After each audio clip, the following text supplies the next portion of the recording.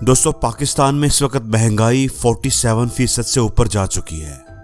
इतनी ज़्यादा महंगाई की वजह से सरमायाकार बड़े परेशान हैं कि वो किसी ऐसी जगह पर अपने पैसे ना लगा बैठें जहां उन्हें नुकसान उठाना पड़े, उनका पैसा डूब जाए। स्टेट बैंक की रिपोर्ट और ताज़ा तरीन मार्केट सर्वे के मुताबिक 4 कारोबार डूबने वाले हैं, डूबते जा रहे हैं। इनमें भूल कर भी इन्वेस्टमेंट ना करना, और अगर की हुई है तो अपनी इन्वेस्टमेंट को जल्द से जल्द सेव कर लें। ऐसा ना हो कि आपकी सारी रकम डूब जाए। तो सबसे पहला कारोबार जहां पर आपको इस वक्त इन्वेस्टमेंट बिल्कुल नहीं करनी चाहिए, वो है गाड़ियों का कारोबार। पाकिस्तान में पिछले 1 से 1.5 साल में ऑटोमोबाइल इंडस्ट्री में बहुत तबाही आई है। इतनी तबाही कि जो शायद ही कभी आई हो।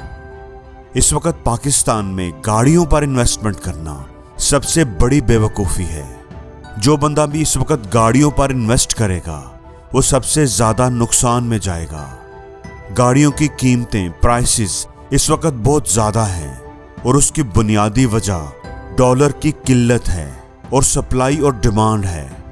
ये जो कीमतें इस वक्त बढ़ी हुई हैं ये फेक हैं। कुछ वक्त गुजरेगा, हालात कुछ स्टेबल हुए तो ये कम हो जाएंगी, और जिन लोगों ने इन्वेस्ट किया होगा उनको नुकसान उठाना पड़ेगा।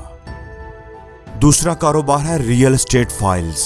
स्टेट बैंक की रिपोर्ट के मुताबिक रियल एस्टेट एक ऐसा कारोबार है पाकिस्तान में जिसकी फाइल्स में लोगों ने बेशुमार पैसा लगा लिया है। इन्वेस्टमेंट की एक अच्छी अपॉर्चुनिटी होने की वजह से 2022 में लोगों ने बेतहाशा पैसा इसमें इन्वेस्ट कर दिया है। 2021 से 2022 तक 2 खरब रुपए का नुकसान हुआ है, जिसमें छोटे सरमायाकारों से लेकर बड़े बड़े सरमायाकारों के पैसे शामिल हैं।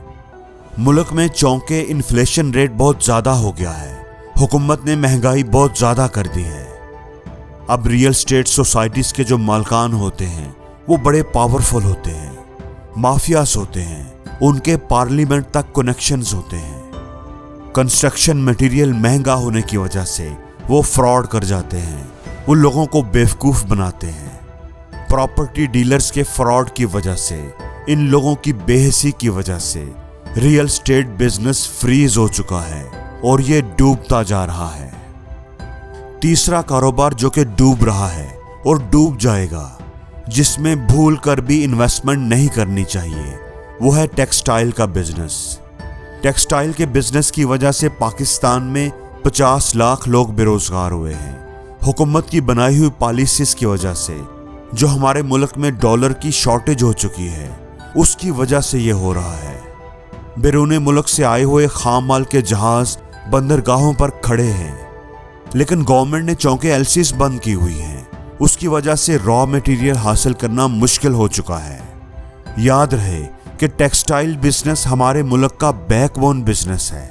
पाकिस्तान की जीडीपी का तकरीबन 25% टेक्सटाइल से ही तो आता है, लेकिन अब ये कारोबार ज़वाल पजीर है, डूब रहा है।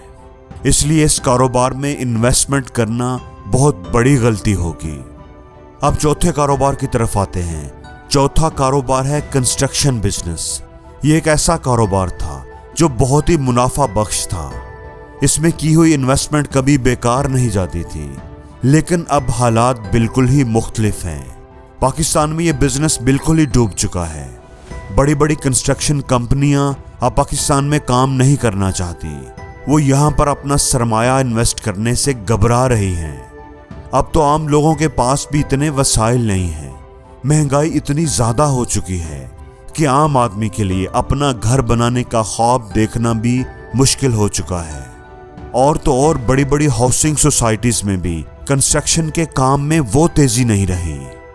इसलिए अब पाकिस्तान में लोग अपने पैसों को कहीं इन्वेस्ट करने की बजाय डॉलर खरीदने या सोना खरीदने में मसरूफ़ हैं।